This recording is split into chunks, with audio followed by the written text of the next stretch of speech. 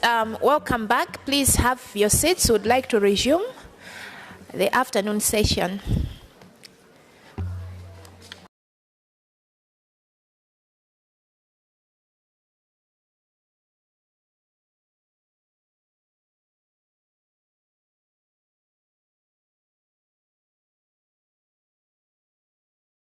Hope you had a good lunch and also were able to attend the side events. We'll continue with our deliberations on item 3.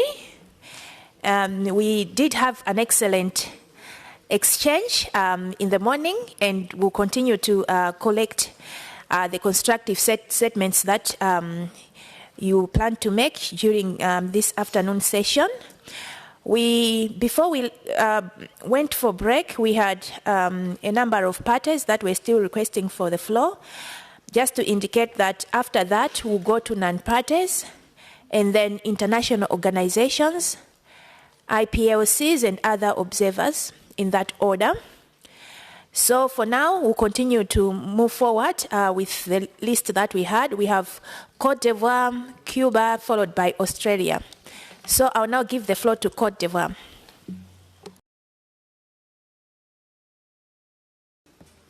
La Côte d'Ivoire soutient la position de l'Afrique prononcée par le Sénégal.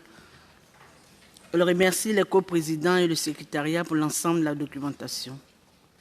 Mon pays voudrait, à l'entame de ses propos, soutenir l'idée d'un cadre qui protège la biodiversité, prend en compte le droit souverain des États sur leurs ressources génétiques et garantit que les avantages issus de l'utilisation des DSI soient partagés de manière juste, équitable, tout en contribuant à la conservation de la biodiversité, au renforcement de capacités aux objectifs de développement durable. Le cadre doit être également aligné avec le mécanisme multilatéral de partage des avantages prévu à l'article 10 du protocole de Nagoya. Le projet de document CBD WGDSI-2 peut être considéré comme base de discussion. La Côte d'Ivoire suggère, entre autres, une combinaison des deux options A et B pour la contribution au fonds afin de permettre à tous les utilisateurs de contribuer. Le partage des avantages non monétaires doit être effectif pour l'ensemble des utilisateurs tout en tenant compte des besoins et priorités nationales ou des parties prenantes et des cadres existants de partage des désavantages. Une définition de ce que l'on entend par base de données publiques. La responsabilité des bases de données publiques doit être engagée dans la mise à disposition des informations. La création d'une base de données DSI qui sera responsable devant la CDB et ses parties. L'harmonisation des approches nationales de mise en œuvre afin que les utilisateurs de DSI se conforment aux règles de différentes juridictions. La prise en compte des non-parties dans le processus, le respect des droits des peuples autochtones et communautés locales et des droits souverains des États sur leurs ressources génétiques. La prise en compte et le respect des accords APA des parties, car nos ressources génétiques sont prises avec des accords APA, puis séquencées et mises après dans des bases de données publiques. Pour la gouvernance des fonds, mon pays suggère une structure de gouvernance transparente et inclusive ayant des lignes directrices claires pour le suivi, le rapport sur l'utilisation des DSI, ainsi que la gestion et la distribution des fonds. Nous sommes engagés à contribuer aux travaux. Je vous remercie, Madame la Présidente. Thank you, Côte d'Ivoire. I'll give the floor to Cuba, followed by Australia, then Chile. Cuba. Presidente, Cuba agradece a la presidencia de la COP y a la Secretaría por la organización del evento y al Gobierno de Canadá y en especial a la ciudad de Montreal por recibirnos, haciendo posible esta importante y trascendente reunión. Llegamos a esta segunda reunión del Grupo de Trabajo sobre Información de Secuencias Digitales antes de la COP18 del Convenio de Diversidad Biológica con la obligación de avanzar y cumplir con el mandato recibido en la decisión 15/9 y manifestamos nuestra voluntad de contribuir y construir un camino de cooperación y flexibilidad que permita que sean reflejados los intereses, enfoques y posiciones de todas las partes. Apoyamos lo señalado por el GRULAC en su declaración inicial sobre los asuntos sustantivos, por lo que nos concentraremos en consideraciones adicionales. Reconocemos la importancia de considerar la ciencia, la tecnología y la innovación como elementos esenciales en DSI, por lo que reiteramos que el mecanismo multilateral debe ser lo suficientemente flexible para permitir que se puedan incorporar nuevos elementos concebidos por la ciencia del futuro, ya sea del norte o del sur, tales como el uso de la inteligencia artificial, la que será tanto un usuario de DSI como un generador de productos. Cada vez que enfrentamos discusiones como la que iniciamos hoy, desde Cuba lo asumimos con la responsabilidad de que sus resultados van a repercutir en otros instrumentos internacionales relacionados con los recursos genéticos, ya sea en ecosistemas terrestres, marino-costeros o incluso océanos, por lo que junto a los tratados mencionados debe estar también BBG. Estos resultados también deben dirigirse a aquellos organismos internacionales relacionados con la investigación, codificación de las bases de datos y otras modalidades de la ciencia. Y es que estamos ante un tema que se distingue por su múltiple transversalidad. Afortunadamente, el protocolo de Nagoya nos ha labrado un camino. Somos partidarios de que debe ser una obligación que los beneficios que se obtengan por el uso de DSI sean compartidos de manera justa y equitativa, tanto en sus variantes no monetarias como las que retornen recursos financieros a los poseedores de los recursos genéticos, de común acuerdo entre proveedores y usuarios. El nuevo mecanismo no debe excluir o ignorar aquella información digital ya existente en bases de datos públicas internacionales, su etiquetado o código de origen, o la nueva información que se provea, mientras que la distribución de beneficios monetarios o no monetarios resultantes de este proceso debe abarcar la mayor cantidad de escenarios posibles. Un tema de especial relevancia en los debates es relacionado con el régimen de contribuciones al Fondo Global, su gobernanza y su modalidad de distribución de los recursos recibidos, sobre lo cual aportaremos en los debates nuestras opciones y recordamos que su surgimiento debe ser en conformidad fundamentalmente con el artículo 20 del Convenio de Diversidad Biológica y la meta 19 del Marco Global. El fondo tendrá la enorme responsabilidad de que una primera etapa resuelva la mayor desigualdad existente entre los diferentes procesos que son atendidos por el convenio. Compartimos el criterio que el financiamiento que se obtenga debe ir dirigido hacia la conservación y el uso sostenible de la biodiversidad y la implementación de estrategias y planes de acción nacionales sobre biodiversidad, siendo los principales beneficiarios los países en desarrollo. Muchas gracias. Thank you, Cuba. Just to remind delegates to please speak a bit slowly to help with the translation. We could actually see the challenge that the interpreter was having. I'll now move to Australia, then Chile, and then Georgia. Australia.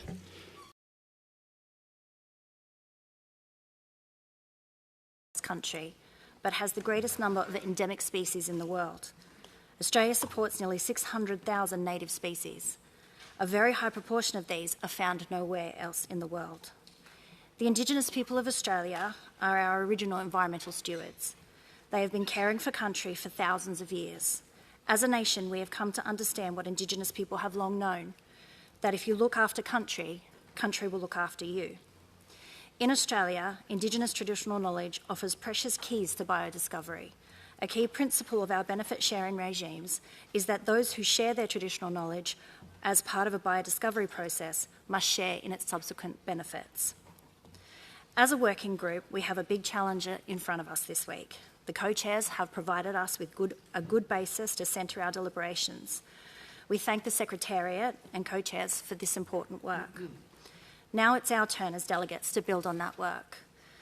As we work towards a mutually agreeable model for the DSI multilateral mechanism and fund, it's important that any design does not hinder science or innovation. We need to find innovative solutions that ensure we conserve and sustainably use biodiversity for current and future generations. It needs to be transparent, accountable and easy to understand and isn't complicated with multiple payments to multiple mechanisms and or bilateral arrangements. Is open to contributions from all sources and for contributions from all countries and organisations who may use DSI for genetic resources for commercial purposes. It needs to be proportionate to the size of the organisation, its use of DSI for commercial purposes, with no impacts for pure research and academia. It should enable the fair and equitable sharing of benefits with all countries, and especially traditional knowledge holders and Indigenous peoples and local communities, regardless of their country's development status. It needs to be compatible with other ABS regimes, including Nagoya, the Plant Treaty, BBNJ, WIPO and the Pandemic Agreement. Australia looks forward to collaborating with all parties on the important work in front of us. Thank you, Co-Chair. Now I give the floor to Chile, followed by Georgia, then Argentina. Deseo expresar nuestro agradecimiento a Canadá por su hospitalidad, a la presidencia china de la COP15 y a los copresidentes y la Secretaría por organizar esta importante reunión y por la preparación de los documentos para nuestras deliberaciones. Asimismo, Chile se alinea con la intervención realizada por Cuba en nombre de GRULAC. Es importante reconocer que se han logrado avances y progreso en las discusiones bajo el grupo de trabajo sobre la distribución de beneficios derivados del uso de secuencias digitales. Sin embargo, aún existen desafíos y áreas que requieren mayor elaboración y desarrollo para alcanzar un mayor entendimiento y construir consensos. Para Chile es relevante tener presente que las discusiones que se desarrollarán durante esta semana deben estar siempre guiadas por las disposiciones establecidas en la decisión 15/9 adoptada en la COP15. Chile desea reiterar los lineamientos generales que guían nuestra visión sobre el propósito y funcionamiento del mecanismo multilateral para la distribución justa y equitativa de los beneficios derivados de las secuencias digitales. Primero, el mecanismo debe asegurar una repartición justa, inclusiva y eficaz de los beneficios del DSI, en particular hacia los países en desarrollo, reconociendo que la mayor parte de los recursos genéticos provienen de los ecosistemas localizados en estas naciones. Segundo, el mecanismo multilateral debe ser simple, eficaz, transparente y permitir una aplicación práctica que facilite una recolección rápida y efectiva de las contribuciones. Tercero,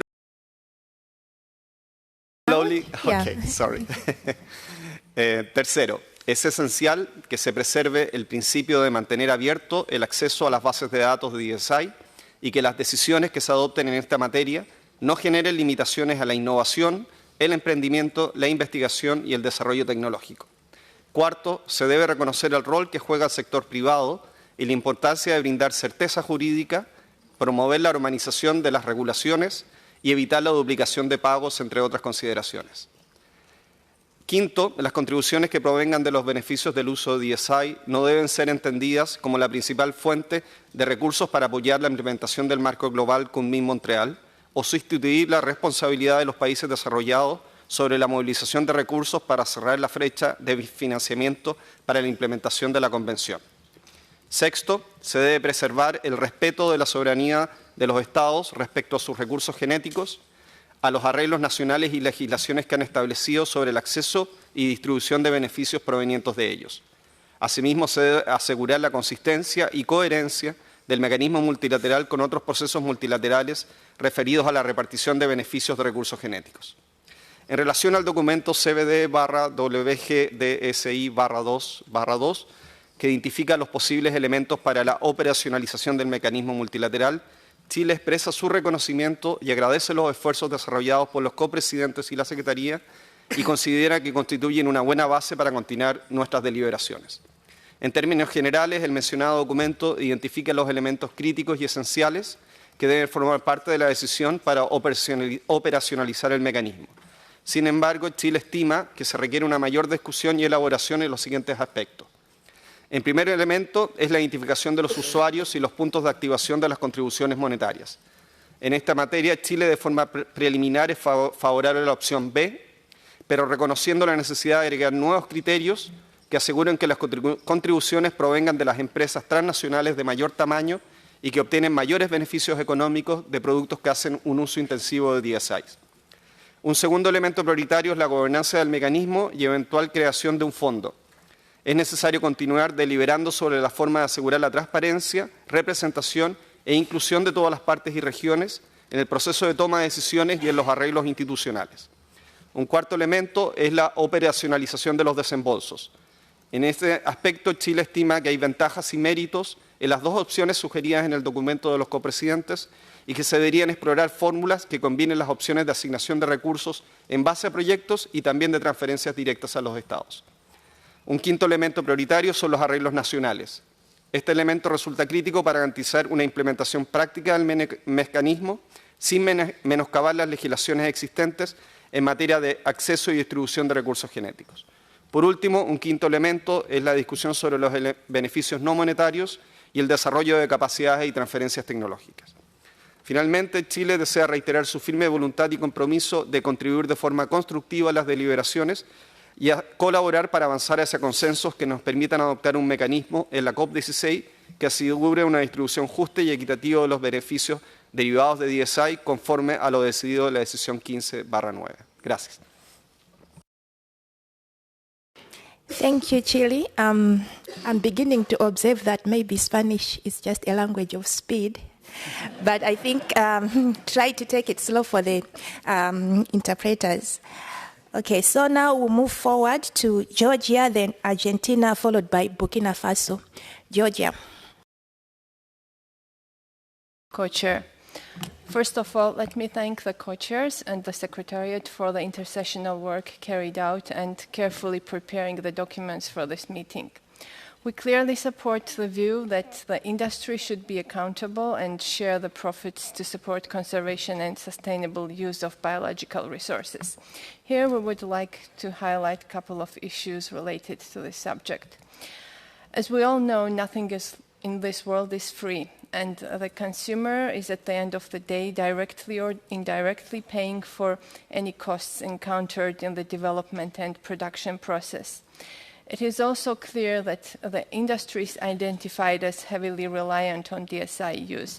For instance, pharmaceuticals, agriculture, lab technologies are of vital importance for people, supporting health and saving lives, rather than the industries of luxury products. Considering this, we are of the view that we should aim at the mechanism which is as simple as possible, as mentioned as by others legally clear, a mechanism that ensures open access and does not hinder innovation. In this regard, out of suggested, we consider commercialization of the product as one of the most appropriate trigger, as this is the point where revenue is generated, starts to be generated. We consider that double payment should be avoided as much as possible. Therefore, we believe that setting national regulations while participation in the multilateral mechanism should also be avoided, including avoiding payments for both DSI and access to genetic resources. Same applies to participation in different platforms with similar purpose. For the disbursement of funds at this stage, we consider both options acceptable. However, it is important that in any case, the funds accumulated should support conservation and sustainable use. Spending should be transparent and carefully monitored. At the same time, we consider that in the case of direct allocation of funds, the formula should be carefully developed. For the administration of the mechanism, we believe that high administration costs should be avoided at all costs, which would best be achieved by using existing instruments. Thank you, Co-Chair.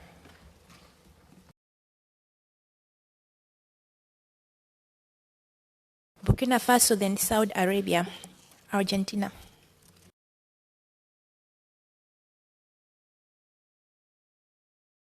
Década desde el comienzo de las negociaciones sobre DSI en el Convenio sobre Diversidad Biológica.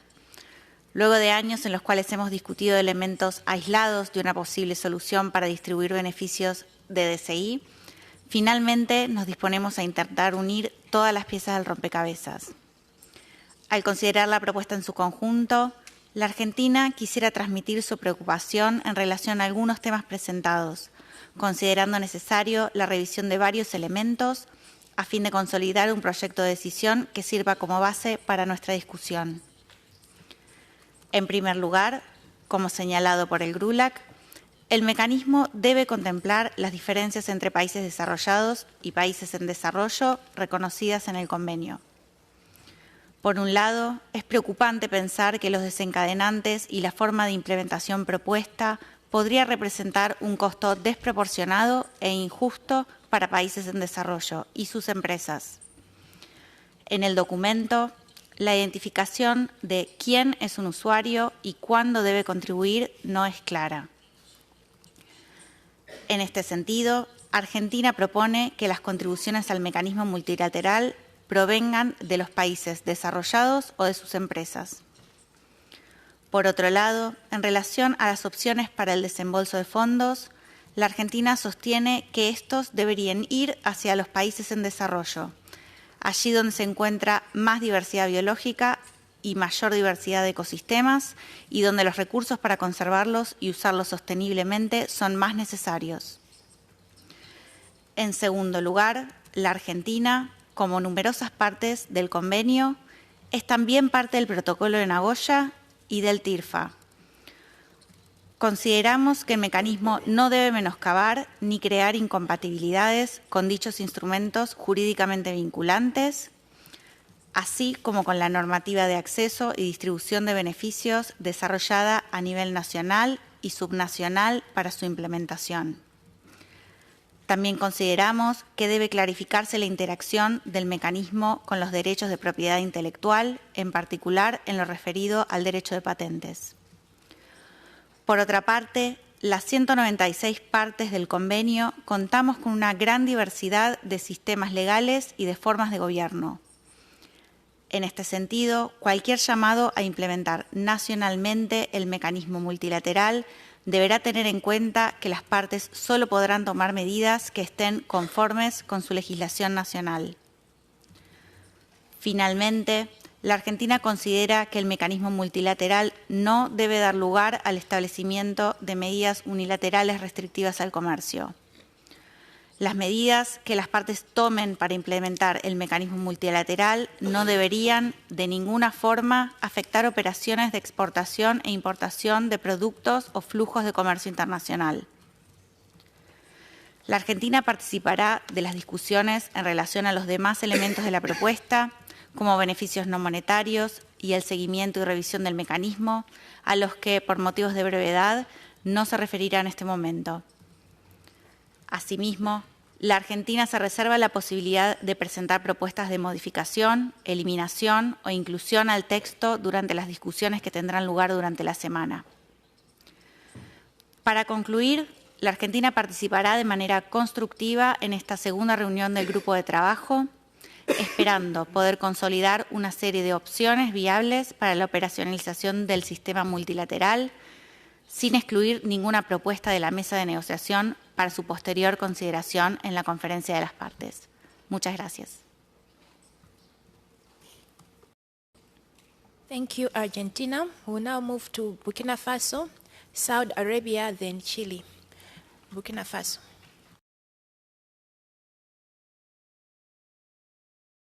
Appuie la déclaration faite par le Sénégal au nom du groupe africain. Le Burkina Faso accueille favorablement le développement des mécanismes multilatéraux de partage des avantages découlant de l'utilisation de l'information de séquençage numérique sur les ressources génétiques, y compris un fonds mondial. Le Burkina Faso est convaincu que la mise en place d'un système multilatéral de partage des avantages découlant de l'utilisation de l'information de séquençage numérique sur les ressources génétiques, y compris un fonds mondial, soutiendra la mise en œuvre effective de la Convention sur la diversité biologique et de ses protocoles, notamment celui de Nagoya sur l'APA. Excusez. Le Burkina Faso souhaite la prise en compte effective des préoccupations nationales exprimées par les représentants des différentes parties présentes aux discussions. Cependant, au-delà des préoccupations et recommandations déjà soulevées par la RDC, l'Égypte, le Malawi et le Kenya au nom du groupe Afrique, le Burkina Faso estime qu'il serait intéressant d'insister sur l'harmonisation de ces mécanismes multilatéraux de partage avec les outils similaires existants. Madame la Présidente, le Burkina Faso réitère son soutien à la position de l'Afrique et plaide pour un mécanisme multilatéral de partage équilibré et équitable et qui garantira l'utilisation durable de notre patrimoine biologique et qui reflètera les intérêts et les droits de tous les acteurs intervenant dans la conservation de la diversité biologique. Enfin, le Burkina Faso recommande l'utilisation d'un langage simple et compréhensible pour refléter une grande variété de situations nationales dans le développement de ce mécanisme multilatéral de partage des avantages découlant de l'utilisation de l'information des séquençeurs numériques sur les ressources génétiques, y compris un fonds mondial. Le Burkina Faso est prêt à contribuer dans les travaux en vue de parvenir à un consensus devant nous amener à la COP16 en Colombie. Je vous remercie. Thank you, Burkina Faso. The last party requesting the floor is Saudi Arabia. Then we'll move to non-parties and other groups. Saudi Arabia. Chairs, Secretariat, honorable delegates, and our gracious host, Canada. On behalf of the Kingdom of Saudi Arabia, I extend our sincere gratitude and appreciation to the Secretariat and the co-chairs for their invaluable efforts in facilitating this crucial meeting. We appreciate the hard work that has gone into synthesizing the information for further development of the multilateral mechanism under Decision 15.9. We also thank Canada for the great hospitality. The holding of this meeting is an affirmation of the international community's commitment to the ambitious goals set to reduce the rate of biodiversity loss, achieve sustainable development, and ensure the equitable sharing of benefits. The Kingdom's delegation stresses that the benefits arising from the use of digital sequence information on genetic resources should be shared fairly and equitably, and must be clearly reflected in the multilateral mechanism. The Kingdom remains committed to nurturing both global and local efforts in alignment with the Sustainable Development Goals, the coming Montreal Global Biodiversity Framework, and the Nagoya Protocol. Our initiatives, such as the Saudi Green Initiative, are pivotal in this regard. Launched in 2021, the SGI is an ambitious national initiative focused on combating climate change, improving quality of life, and protecting the environment for future generations. It is a coordinated effort that unites all sustainability initiatives in the country to rapidly scale up the Kingdom's climate action. The environmental system in the Kingdom, comprised of ministries, authorities, national centres, and other supportive institutions, is working to develop a national system for genetic resources in response to the requirements of the Nagoya Protocol. This effort is complemented by our work in developing a comprehensive framework for biodiversity, aligning with the goals and the objectives of the Global Biodiversity Framework. We also stress the importance of databases taking the necessary measures to comply with best practice guidelines and international agreements and decisions related to access and fair and equitable sharing of benefits arising from the use of DSI from genetic resources. The Kingdom's delegation also recognizes the urgent need to build capacity and policies around digital sequence information on genetic resources. Finally, I would like to highlight the Saudi National Biotechnology Strategy, which emphasizes genomics as one of its 4 central pillars. This strategy embodies our commitment to empowering a coordinated ecosystem, promoting a culture of open science and R&D, enabling equitable benefit sharing, and unlocking innovations for the greater good. As we look forward to the outcomes of this meeting, we express our aspiration for an effective governance structure and operationalization framework that is effective, robust, and efficient. We believe that with the combined efforts, we can achieve the intended goals, benefit all parties involved, and significantly contribute to the conservation of biodiversity. Thank you. Thank you, Saudi Arabia. And that was the last party requesting the floor. So we'll now move to non-parties. I'll give the floor to United States.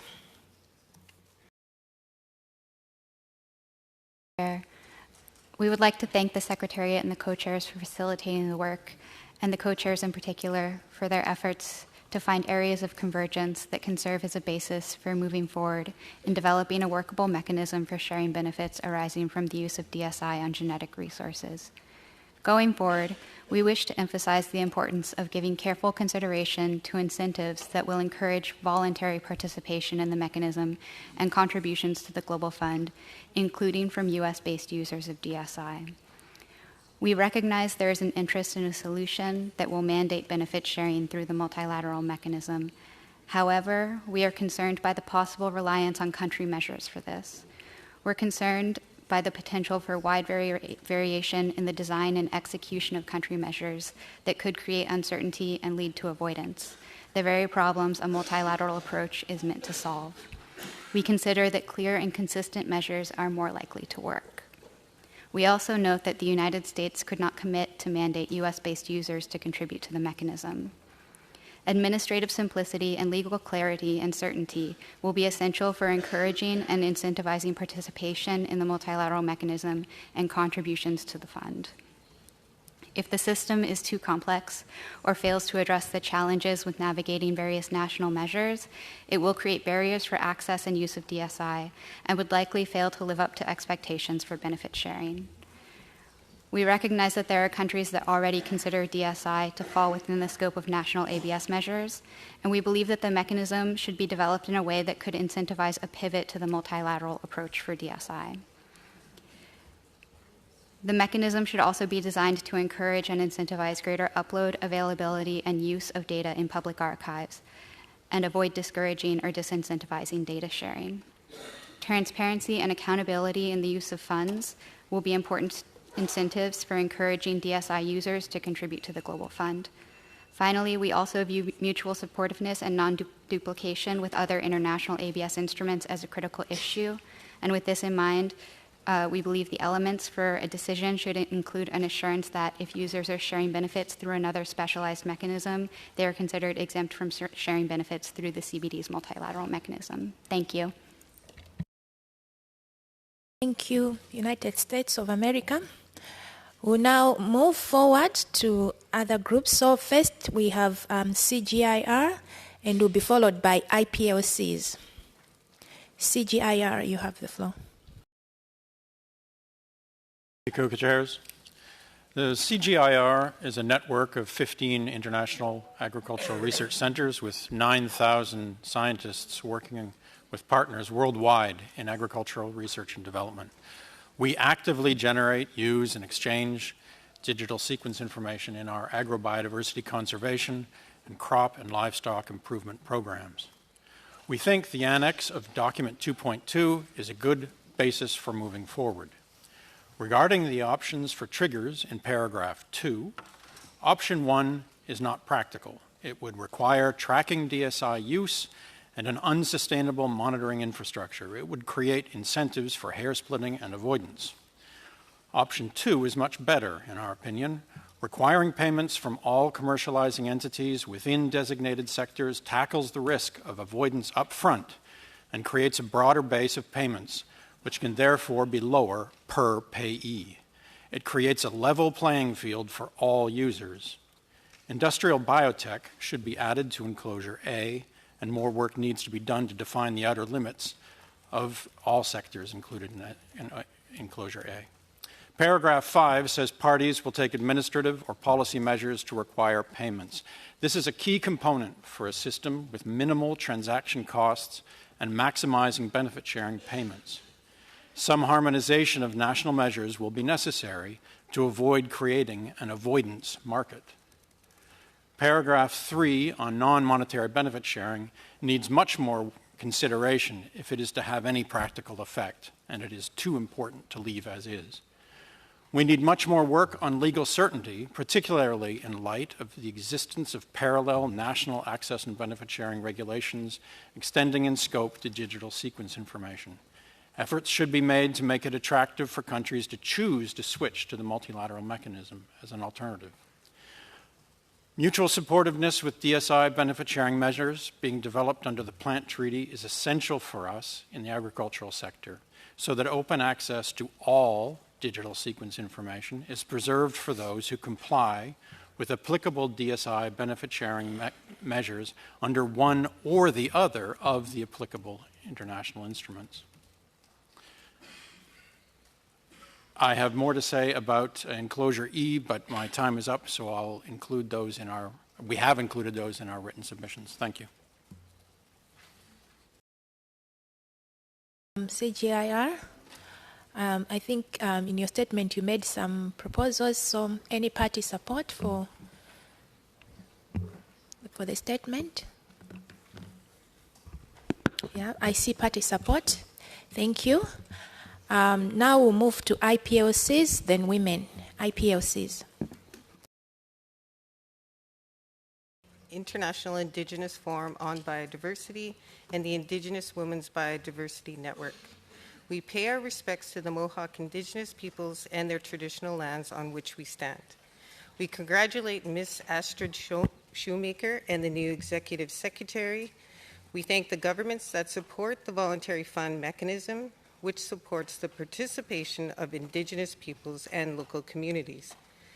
The IIFB highlights the document 2/2 Add 1 and presents the following as the basis for this week's work.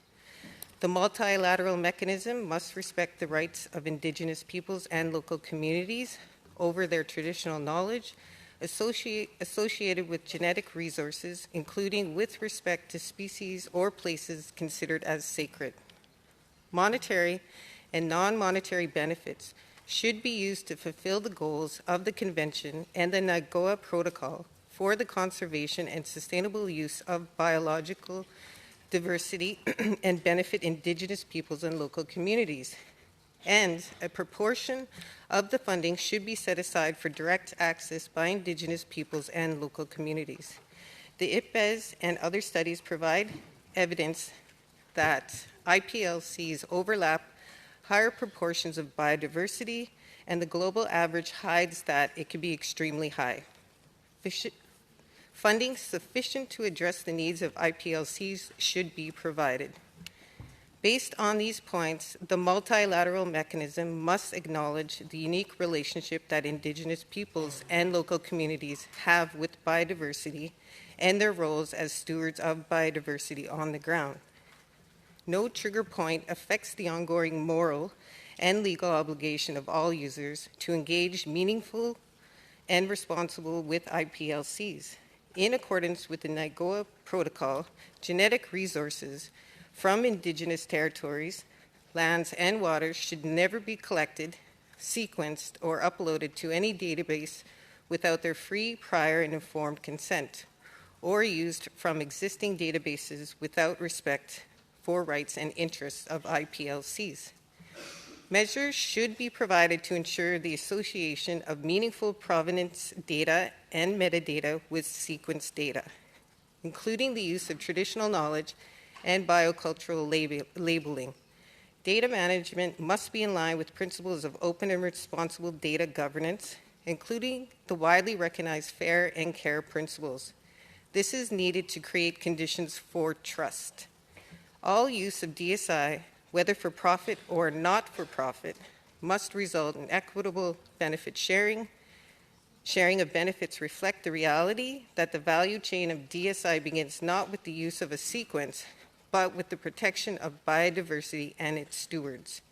Funding should be provided and distributed through direct access and priorities set by Indigenous peoples and local communities.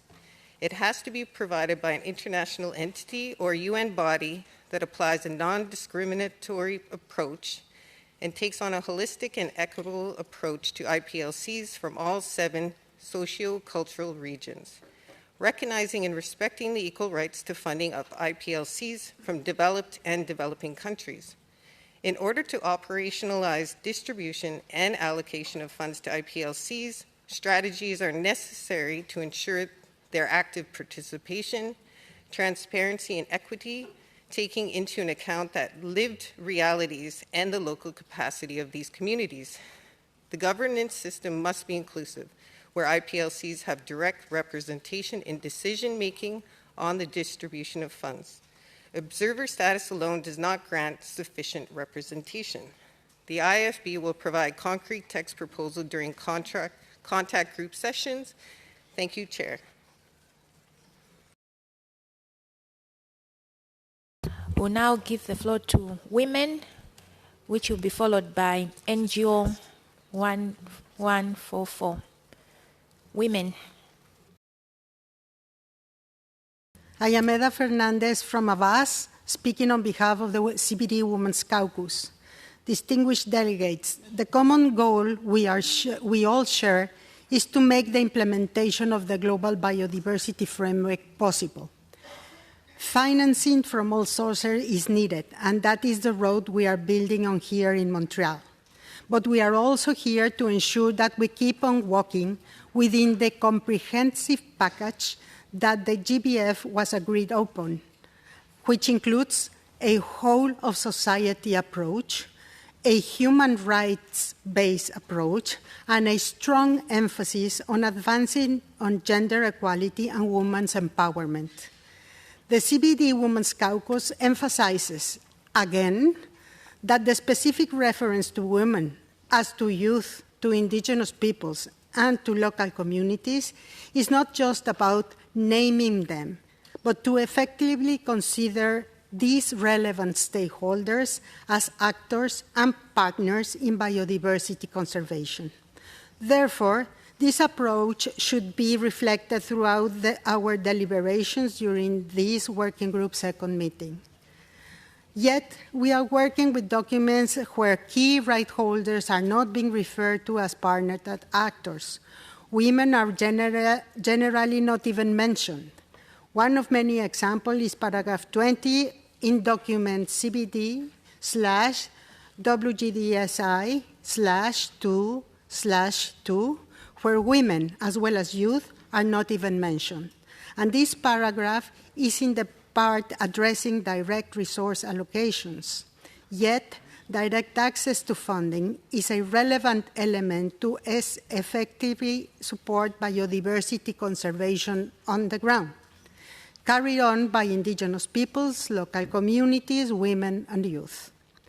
As COP16 is being prepared as a conference of the people and for the people, the work in this working group should present the COP with a solid recommendations on how access and benefit sharing from DSI on genetic resources will address and reach rights holders as actors on the ground. That is, again, women, youth, indigenous peoples, and local communities. All parties, stakeholders, and right holders in this room have collectively agreed to an ambition plan.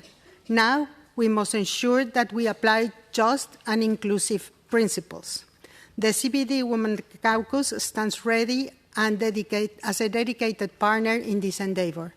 Thank you, Co-Chair.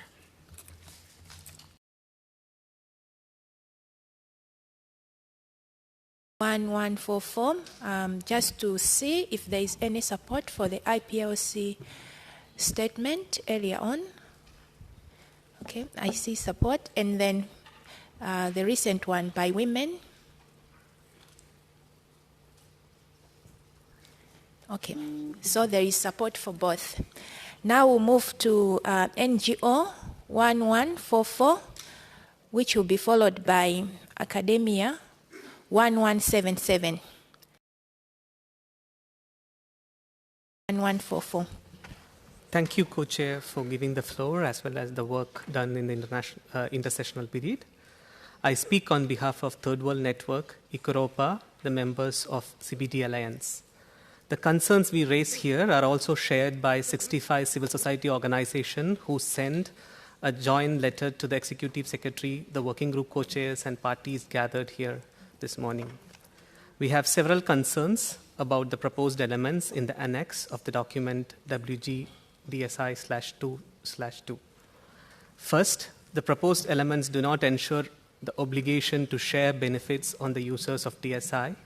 The multilateral mechanism relies on the measures that might be taken up by parties in future.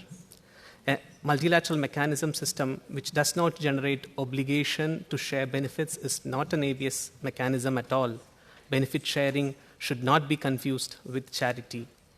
Second, the proposed elements explicitly ask parties to refrain from setting up national ABS measures for the use of DSI from public databases, at least when the DSI has been deposited in a public database.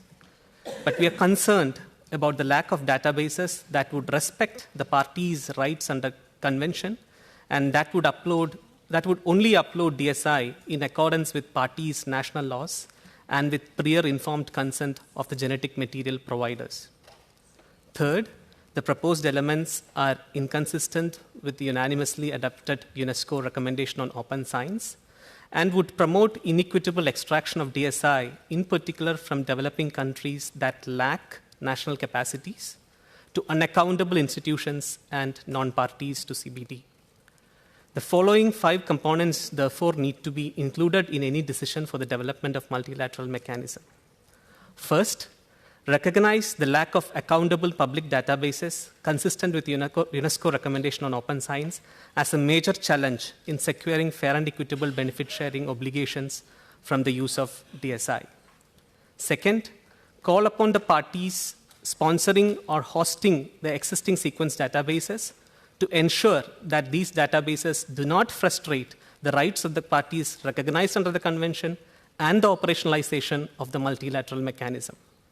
Third, establish a safe, secure, and accountable database for providing access to DSI from legitimate sources to all without discrimination, provided that the users undertake obligations to share both monetary and non-monetary benefits, including products and technologies arising from the use of DSI fairly and equitably.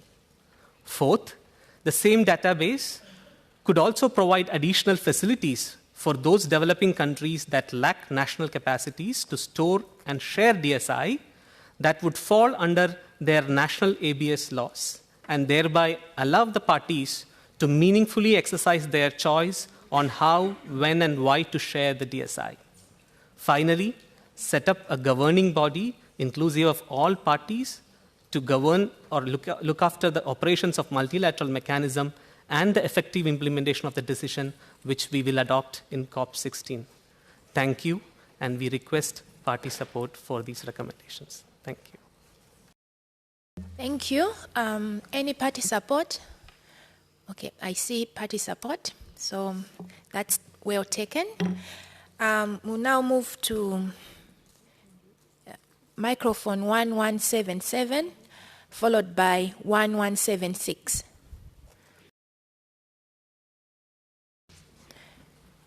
Microphone 1177, the academia.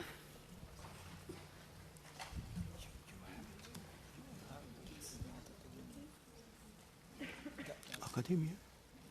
Oh, sorry, it's not on. Hello, sorry, this is not academia, it's business. Is that okay? Thank you, Co-Chair. I'm speaking on behalf of the International Chamber of Commerce, ICC. Addressing the global challenge of halting and reversing biodiversity loss is a collective responsibility across all economic sectors. The multilateral mechanism for benefit sharing offers an opportunity to more effectively achieve CBD goals. It is also an opportunity to ensure an ABS system that sustains research for the development of innovative solutions to tackle the many challenges facing the world today. To achieve this, 3 critical components should be included in the design of the MLM. Firstly, a fully multilateral approach that gives users legal certainty to carry out biodiversity-based research and innovation. This means securing full license to operate from an ABS perspective throughout the whole innovation and commercialization process. Obligations under the MLM should therefore replace and not add to any equivalent obligations under national or international laws covering the same materials, users, and/or information. Otherwise, the MLM will increase the cost and uncertainty of ABS implementation and compliance and be entirely unworkable for users. Secondly, the system should be designed to be fully comprehensive in scope and be applicable also to benefit sharing from the use of physical genetic resources, which are in reality closely interrelated with DSI in research and product development. This principle, which would help future-proof the system, should be integrated into the design of the MLM from the outset at COP16 and could be tested and reviewed at future COPs. Giving countries an option to voluntarily include genetic resources in the MLM would not commit all countries to do so or prejudice the sovereign rights of any nation. Thirdly, a broad payer base with a simple and proportionate payment mechanism will help ensure a steady, predictable, and meaningful stream of funds for biodiversity conservation. However, benefit sharing is only one of the many sources of funding identified in the resource mobilization strategy and cannot in itself close the financing gap.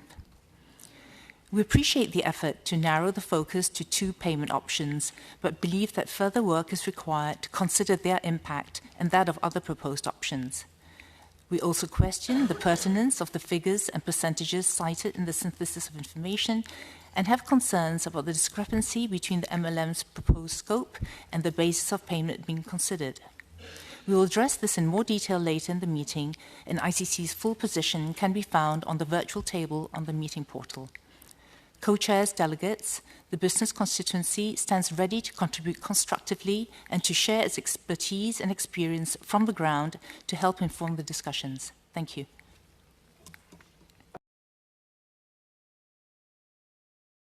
To microphone 1176. Okay. Thank you, Co-Chair. Japan Bioindustry Association, JBA, is the only organization in Japan that promotes biotechnology-based innovation and its social mounting through collaboration with industry, academia, and the government. Its members include more than 350 private companies and more than 150 public organizations. JBA is making a statement on behalf of the Japanese bio-business, including the pharmaceutical, food, feed and seed, cosmetics industries, and startups. First of all, JBA aligns with the ICC and also respects the efforts of the co-chairs and the CBD Secretariat in providing proposals as a basis for the further discussion and hopes that they will contribute to the development of a workable multilateral mechanism. On the other hand, we are very concerned about imposing obligations on specific products or sectors without knowing what DSI and the use of DSI are, and with a rationale not based on information that accurately reflects business reality. In addition, a levy of X% on the company's revenue is likely to have a huge negative impact on the continuity of business, because 1% of sales, for instance, is equivalent to 25% of profits in Japan, where the average ratio of operating profit to sales in the manufacturing industry is about 4%. If the business is not their core business, many companies may decide to exit the DSI-related businesses upon the implementation of the benefit-sharing system. Paragraph 7 of the annex to the draft recommendation should state that contribution to a global fund should be considered to be in conformity not only with the benefit-sharing obligations from DSI under the CBD, but also with the requirements of countries with relevant national laws and of other international ABS fora. These are important incentives for business and may also contribute to the design of other options that rely on the voluntary contribution to the fund. For further comments, please see the Japanese Biobusiness position paper on CBD website. Thank you, Co-Chair. Thank you very much. I'll request party support for the 2 statements. The first one that was made by business and the second one made by Japan Biodiversity Association. So I'll start with the one made by business. Any party support for the statement that was made by business? All right. We'll move ahead and then looking for party support on the statement made by Japan Biodiversity Association. Okay, there is party support for the second one. Thank you very much. We'll now move forward. I'll now give the mic to 1133 ITPG RFA. Good afternoon. The Secretariat of FAO's Planned Treaty wishes to provide a few updates on processes of relevance to this working group. The 10th session of the governing body of the treaty was held in November 2023, just after the first meeting of this working group. The governing body considered DSI in relation to the objectives of the international treaty, and in doing so, it welcomed Decision 15.9 of the COP's CBD. It encouraged CBD parties in further developing a solution for benefit sharing from DSI use to consider how it might be mutually supportive of and adaptable to the treaty. Through the same resolution, Resolution 1623, the governing body invited the open-ended working group on the treaty's multilateral system of access and benefit sharing to examine possible ways to address DSI in the package of measures that they are developing, taking into account developments in the CBD as well as in other relevant fora. The governing body also requested the co-chairs of the working group to give early attention to DSI as one of the 3 hotspots of the negotiations. The working group met in April 2024 and made several recommendations for the co-chairs to prepare a package of measures to enhance multilateral benefit sharing within the treaty, including access. The working group agreed to consider the possibility of developing a specialized approach for DSI/GSD on plant genetic resources for food and agriculture under the international treaty, while monitoring the relevant processes under the CBD to ensure mutual supportiveness. Any solution within the treaty should neither restrict facilitated access to plant genetic resources, nor limit open access to DSI/GSD, and should seek to exclude double payments by users. The working group will meet again in September to consider the co-chairs' proposals to enhance the treaty's multilateral system. While the co-chairs do not intend to have in-depth negotiations on DSI at the September meeting, they have requested a policy brief for the treaty negotiators on the generation, use, and sharing of digital sequence information in crop improvement. The policy brief has been published and can be found in the working group meeting page. An update is also being carried out on an analysis of sales and profitability in the seed sector, which will cover around 1,000 companies operating in crop breeding and seed production area.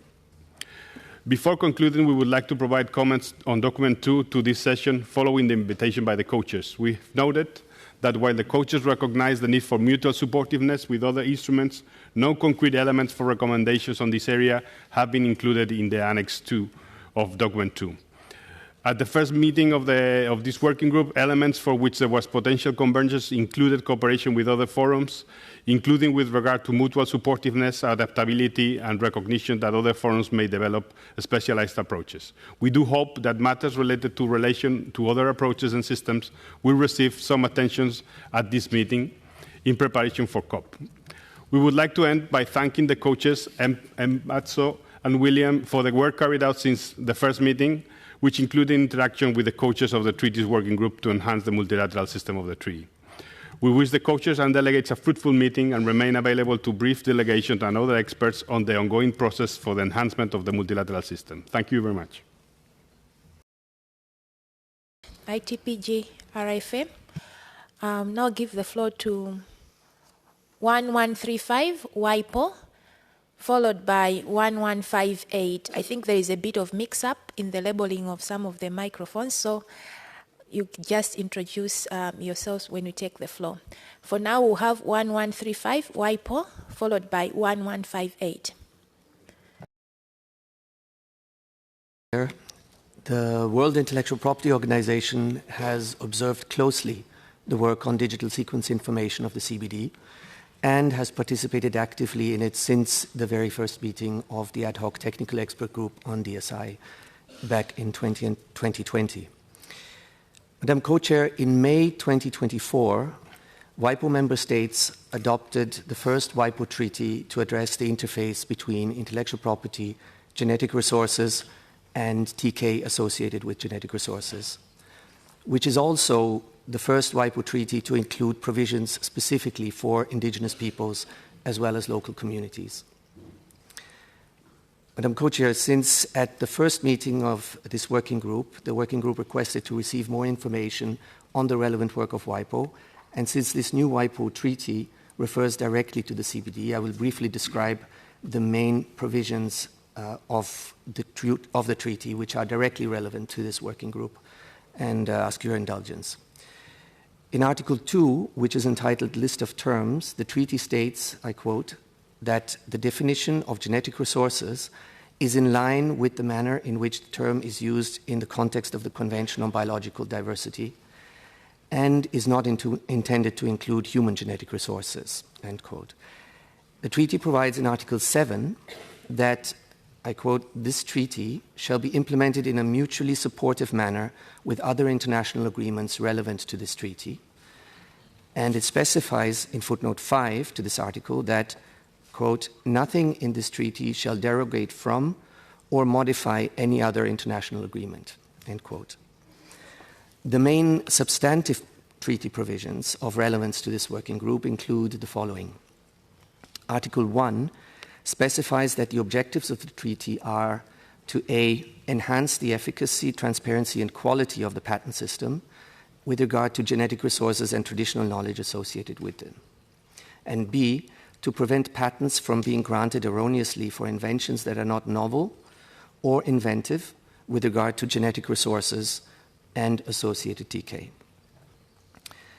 Article 3 of the treaty establishes a mandatory patent disclosure requirement. This requires patent applicants to disclose the country of origin of the genetic resources and or the indigenous peoples or local community providing the associated TK if the claimed inventions are based on genetic resources and or associated TK. If such information is unknown, the source of genetic resources or associated TK should be disclosed. If none of the above information is known, the patent applicant would be required to declare so. Patent offices should provide certain guidance, though they would have no obligation to verify the authenticity of the disclosure. Article 5 provides for sanctions and remedies. A failure to disclose the required information would be subject to appropriate, effective, and proportionate measures. Patent applicants would have the opportunity to rectify a failure to disclose the required information unless there has been fraudulent conduct or intent.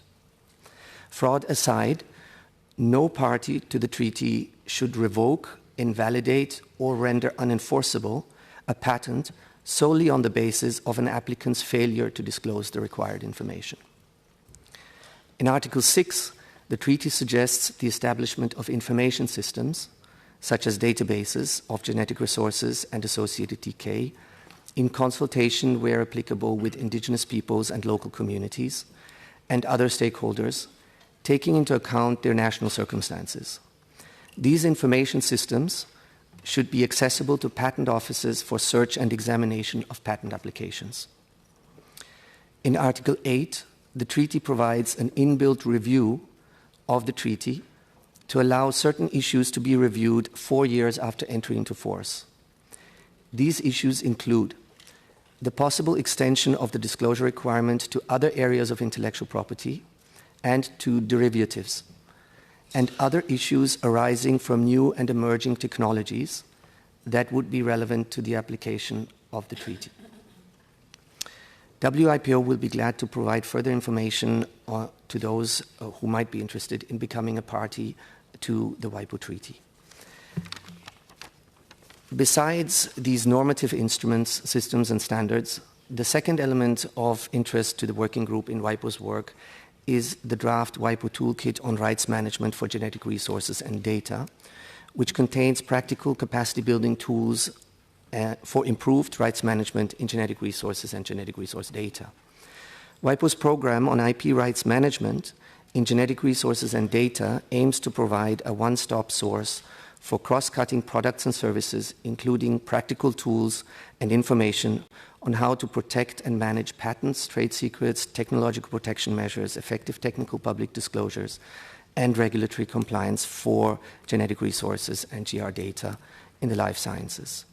This toolkit includes practical tools that are applicable also for genetic resources data, including drafts of a strategy tool for improved use of genetic resources and genetic resource data as intellectual property assets, a guide on patent and sequence searches and submissions in the life sciences, the ABS contracts guide that was produced in collaboration with ABS Initiative, and a specialized genetic resources and genetic resource data licensing tool.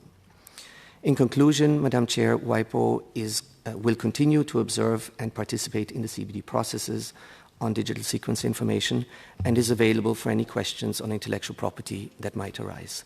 Thank you, Madam Co-Chair. For the information, I'll now give the floor to Canada. I see Canada has come back.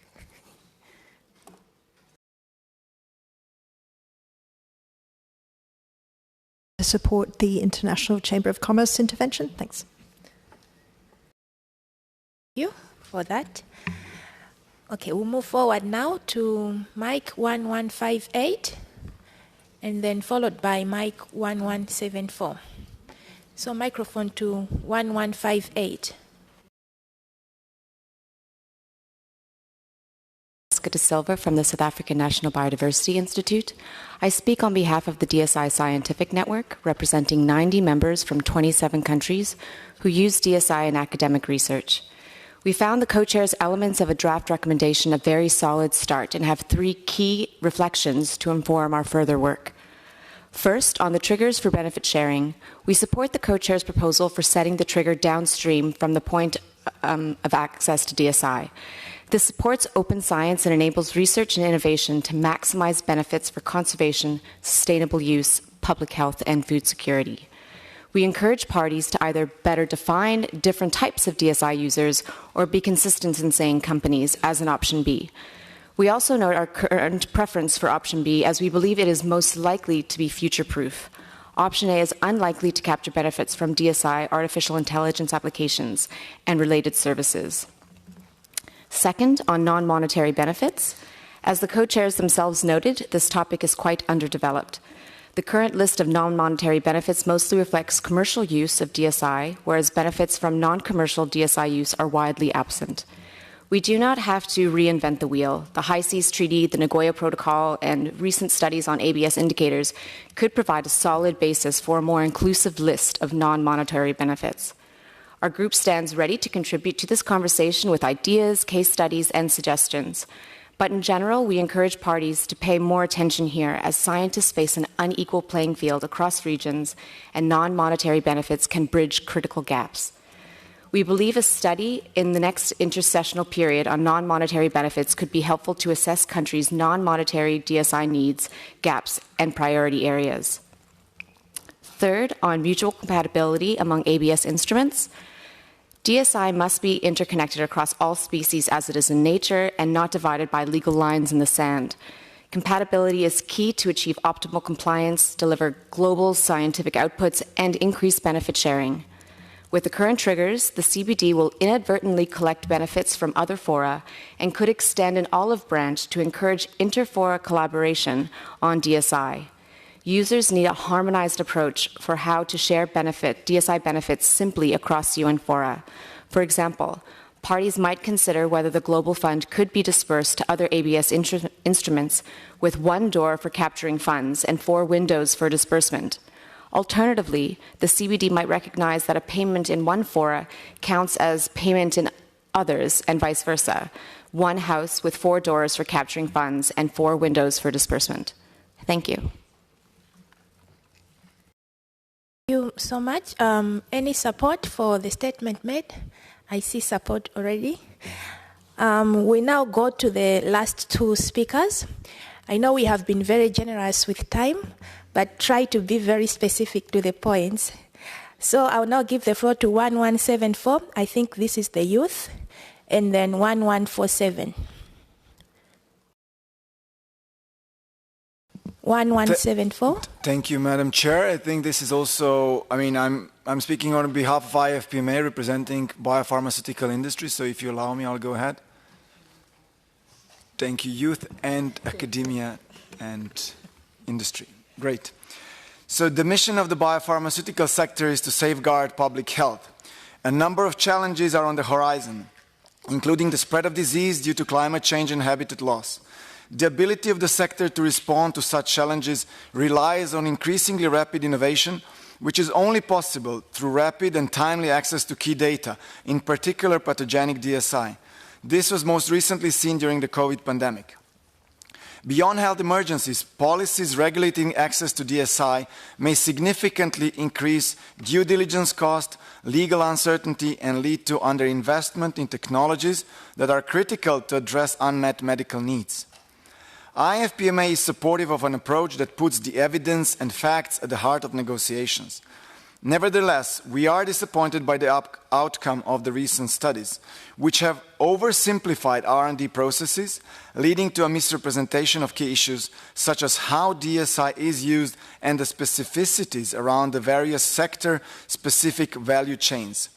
The limitation of the studies to only 5 sectors and the inclusion of financial data, which is unrelated to the use of DSI, or for example, is based on revenues from human DSI that is not under the scope of the CBD, are of further concern.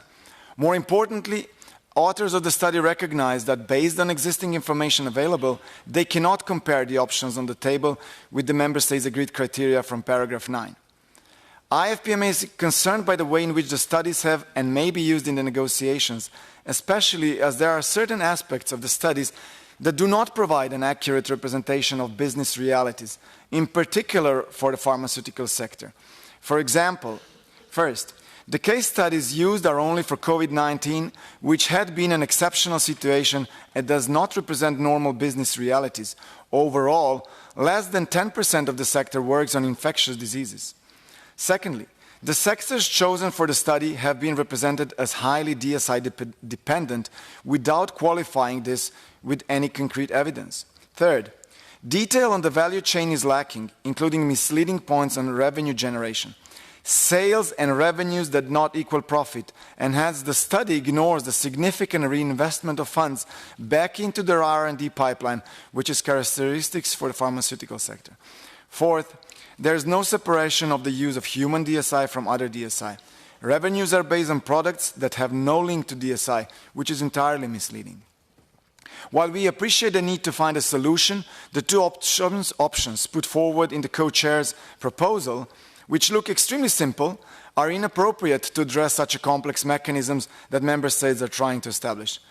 In addition, they are neither based on evidence nor are representative of divergent positions expressed by experts during the informal advisory group process. IFPMA remains committed to engage constructively in the discussions for the multilateral mechanism. Negotiators should keep in mind that they have already agreed the criteria that a potential MLM needs to adhere to under paragraph 9 of the mentioned decision 15/9. Furthermore, they should be guided by the need to avoid stacking of obligations between any access and benefit sharing instruments, both national and multilateral, and that the solution is aligned with user and provider realities and therefore clearly based on evidence and facts. Finally, Madam Chair, it should not be forgotten that this is a unique opportunity to reform the present ABS system, which is neither satisfying the needs of providers nor users of genetic resources, and to create a completely new, harmonized, and more efficient system that would apply to both DSI and GRs. Although the two options on the table today are enticing due to the simplicity, these would not work in reality and just add further complexities to the already existing inefficient ABS system for genetic resources. We look forward to further discussions. Thank you. Statement. Is there any party support?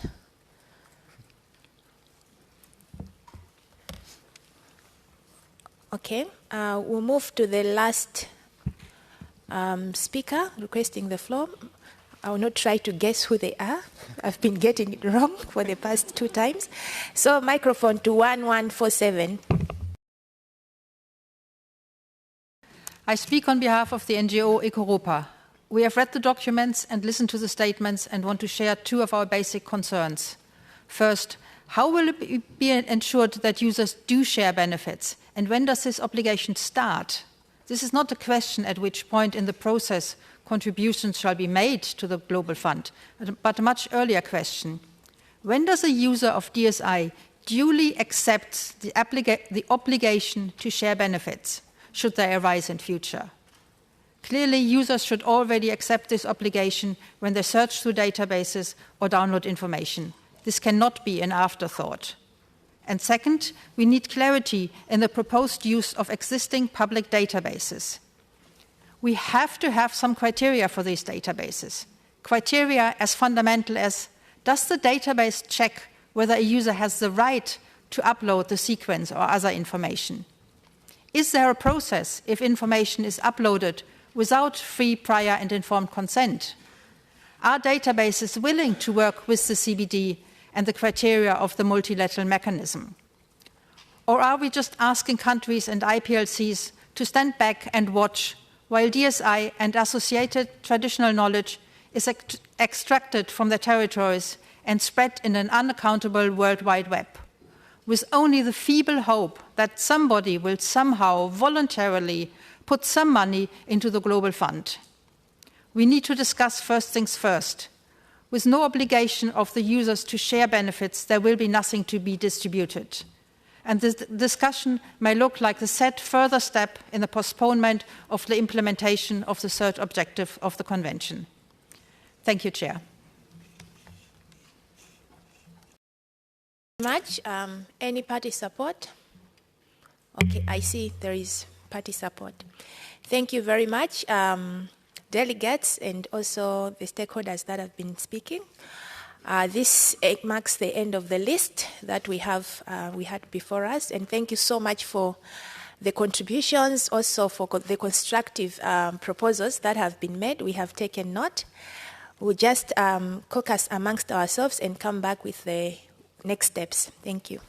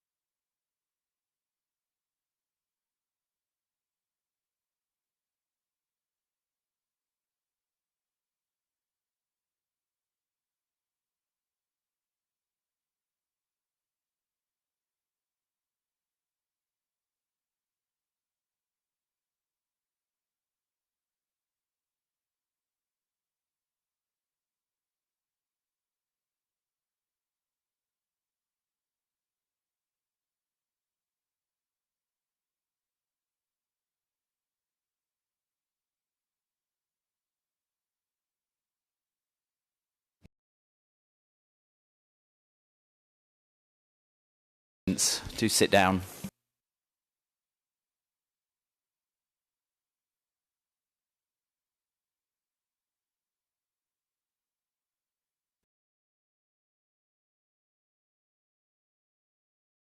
A very good first day, and thank you for your patience while we had an exchange here.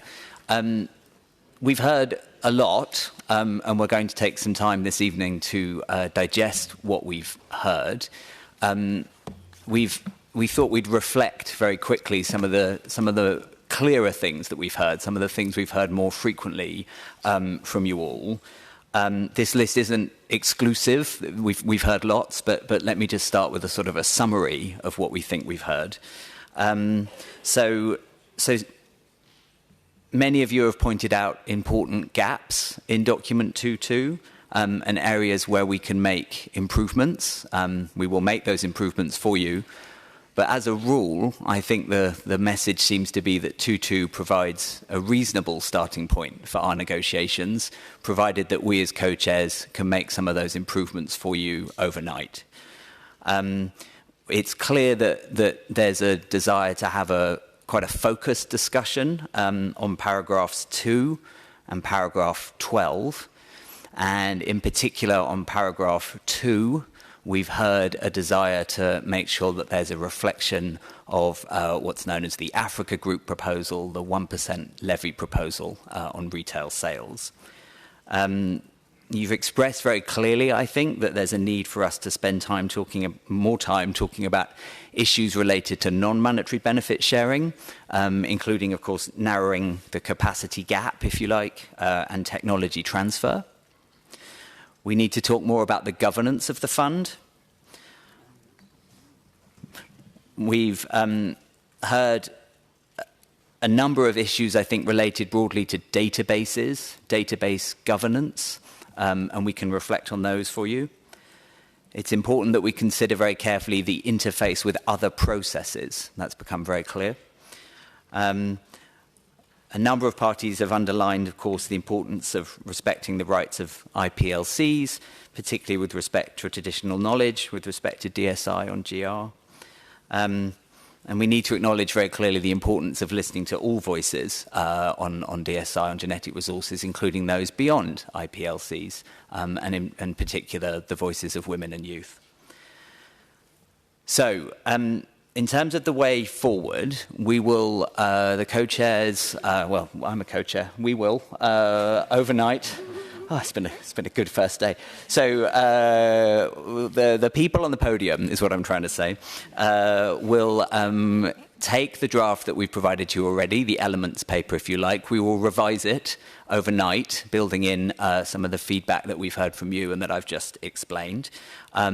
We will provide that sort of revised paper to you in the format of a non-paper, which we will make available overnight.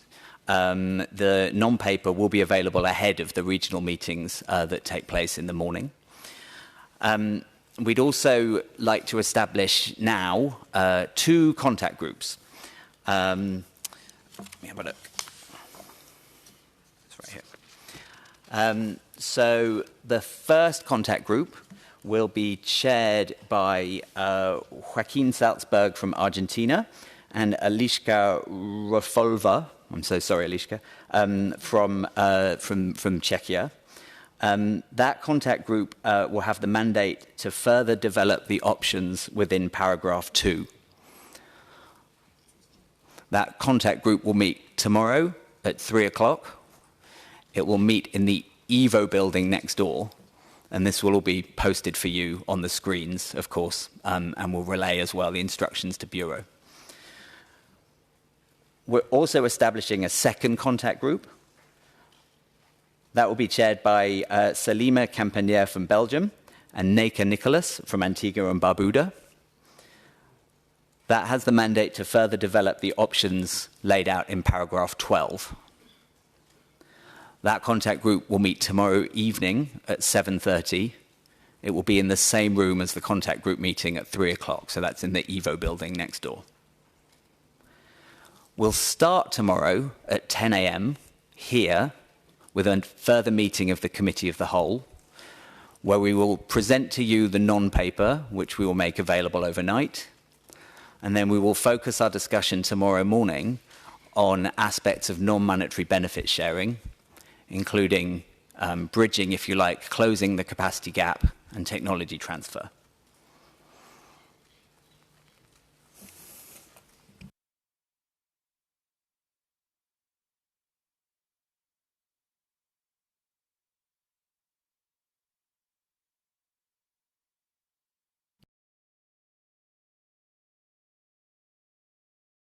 If there's time, because we like to be ambitious, we will also discuss governance. So let me run through that again because there was a lot there. So the co-chairs and the secretariat will prepare a non-paper reflecting on what we've heard from you today. The non-paper will build on document 2.2, so it will start there and it will build on what you've already seen. We'll make that document available overnight.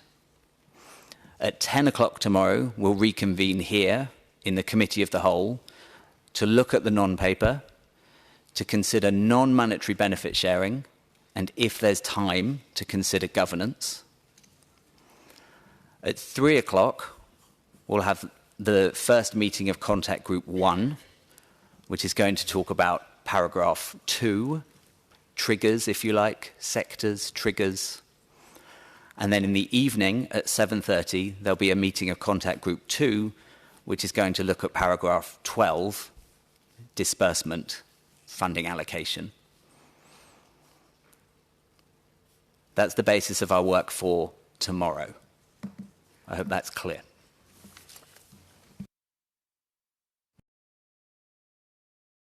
Will be available in all 6 UN languages because we will be discussing it tomorrow morning here in the Committee of the Whole, where there will be interpretation.